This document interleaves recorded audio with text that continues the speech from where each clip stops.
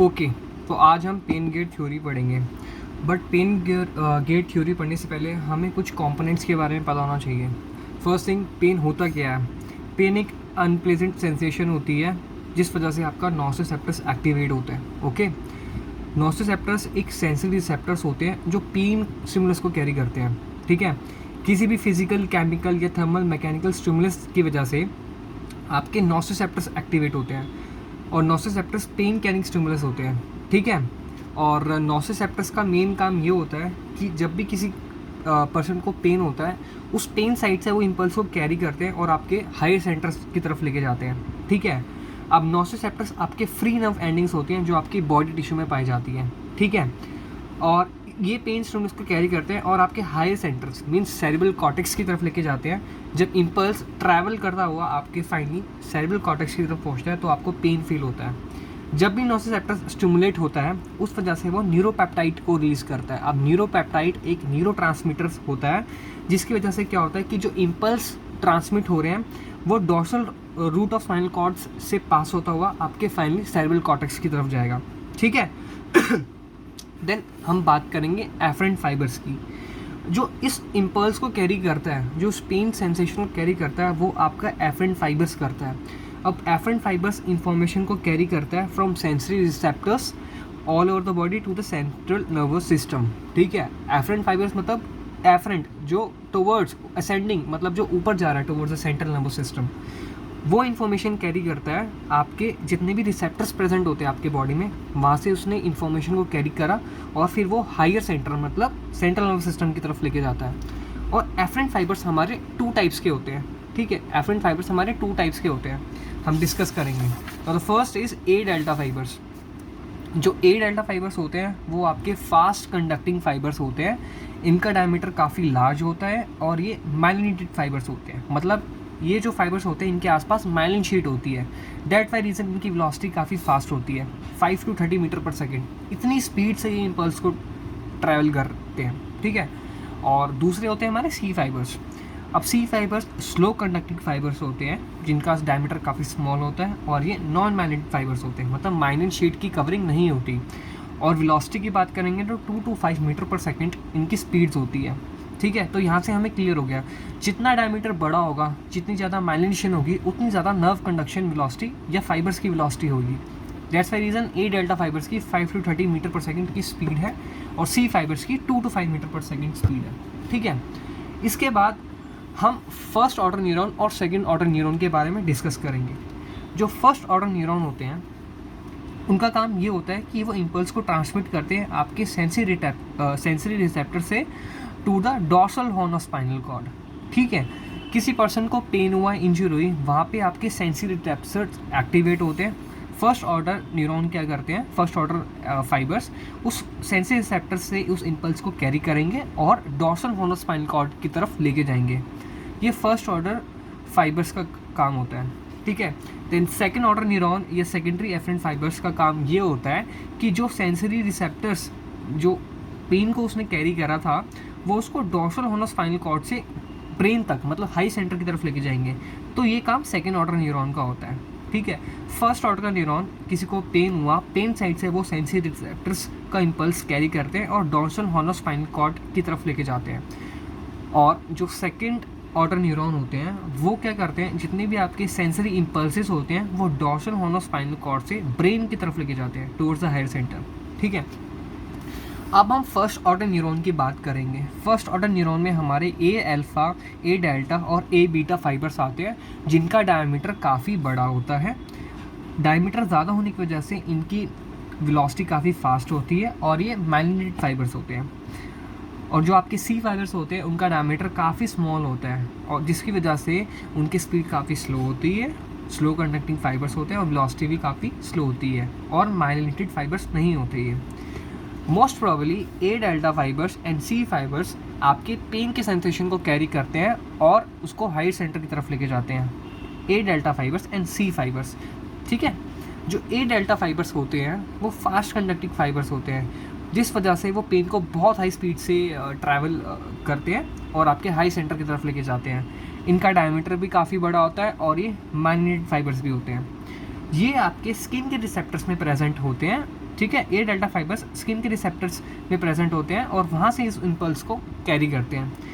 That's why reason जो ए delta fibres होता है वो पेन को बहुत हाई इंटेंसिटी या हाई स्पीड से ट्रांसमिट करते हैं, क्योंकि इनकी डायमीटर काफ़ी बड़ा होता है और माइन्यूट फाइबर्स होते हैं। वही अगर हम बात करें सी फाइबर्स की, जो सी फाइबर्स होते हैं उनकी कंडक्टिविटी काफ़ी स्लो होती है। द रीजन वाई, क्योंकि इनका डायमीटर काफ़ी छोटा होता है और ये नॉन माइन्यूट फाइबर्स होते हैं। ठीक है। जो सी फाइबर्स होते हैं वो आपके डीप स्ट्रक्चर्स में प्रेजेंट होते हैं, जैसे हम बात कर सकते हैं आपका डीप टिश्यू, आपका टेंडन्स, आपका लिगामेंट्स, ये वहाँ पे प्रेजेंट होते हैं। तो सी फाइबर्स उस साइड से इम्पल्स को कैरी करेंगे और हायर सेंटर्स की तरफ लेके जाएंगे। और जितने भी सी फाइबर्स होते हैं वो पेन को बहुत स्लो स्पीड से ट्रांसमिट करते हैं, क्योंकि इनकी कंडक्टिविटी स्लो होती है ड्यू टू स्मॉल डायमीटर और नॉन माइलिनेशन की वजह से। ठीक है। अब सेकेंड ऑर्डर न्यूरॉन के पास नोसिसेप्टिव न्यूरॉन्स होता है, जिसको हम नोसिसेप्टर्स कहते हैं। पेन कैरिंग रिसेप्टर्स, पेन जो कैरी कर रहे हैं इम्पल्सेस, उसको हम नोसिसेप्टर्स कहते हैं। ठीक है। और ये पेन सिग्नल्स को ट्रांसमिट करते हैं आपके पेन साइड से टुवर्ड्स अ हायर सेंटर। और नोसिसेप्टर्स की जो सेल बॉडी होती है आपके डॉर्सल रूट गैंग्लियन, डॉर्सल मतलब पोस्टियर। ठीक है। स्पाइनल कॉर्ड में हमारे दो रूट होते हैं, वेंट्रल हॉर्न और डॉर्सल हॉर्न। तो डॉर्सल हॉर्न में डॉर्सल रूट गैंग्लियन में वहाँ प्रेजेंट होती है सेल बॉडी। ठीक है।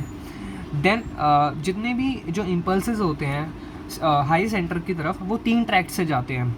ठीक है। एसेंस मतलब ऊपर, पेन की साइड से वो ट्रैवल करता हुआ सेरेब्रल कॉर्टेक्स तक जाएगा by 3 tracts, lateral spinothalamic tract, spinoreticular tract and spinomesencephalic tract. इन 3 ट्रैक्ट से जो नोसिसेप्टर्स है वो पेन कैरिंग इम्पल्स को कैरी करेंगे और हाई सेंटर की तरफ लेके जाएंगे। ठीक है।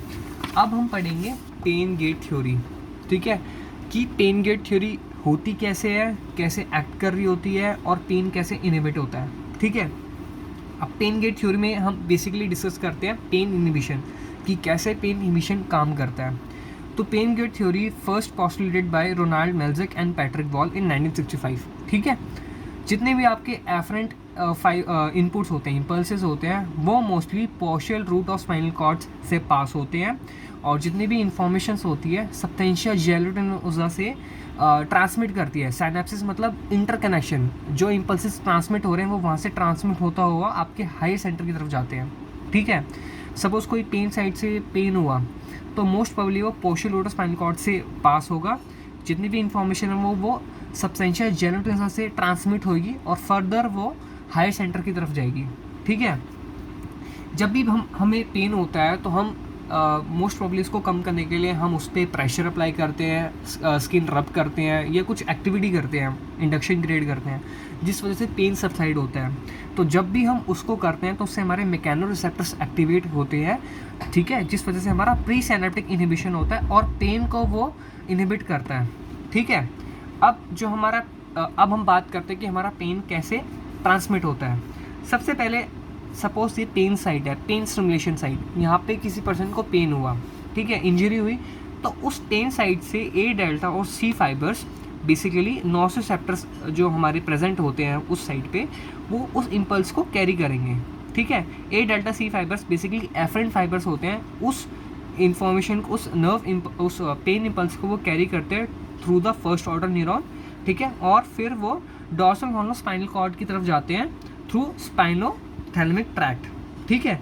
अब जब ये पेन इम्पल्स जो आपका जा रहा है फ्रॉम द पेन साइड्स, ठीक है, तो ये पोस्टियल हॉर्न ऑफ स्पाइनल कॉर्ड की तरफ जाएगा टुवर्ड द स्पाइनोथैलेमिक ट्रैक्ट, और यहाँ पे ये सब्सटेंशिया जेलेटिनोसा के पास आता है और मेनली फर्स्ट ऑर्डर न्यूरॉन इसको कैरी करता है। ठीक है। मेनली फर्स्ट ऑर्डर न्यूरॉन इसको कैरी करता है। मैं फिर से बता देता हूँ।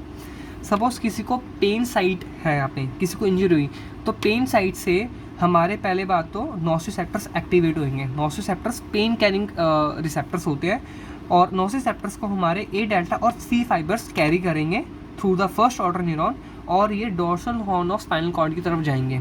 यहाँ पे आपको एक रीजन आता है जहाँ पे हम कहते हैं सब्सटेंशिया जेलेटिनोसा। जो सब्सटेंशिया जेलेटिनोसा होता है उसका काम होता है कि इम्पल्स को फर्दर ट्रांसमिट करते हैं।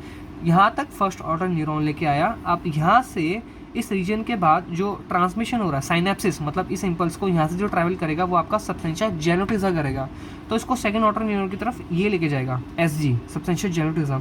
तो यहाँ से जो फर्दर पेन कैरिंग इम्पल्स है सेकेंड ऑर्डर न्यूरॉन हम लेके जाएगा towards the medulla, then pons, then midbrain and finally thalamus. ठीक है, अब सेकेंड ऑर्डर न्यूरॉन इस साइड से लेके इस पेन को फाइनली थैलेमस तक लेके जाता है।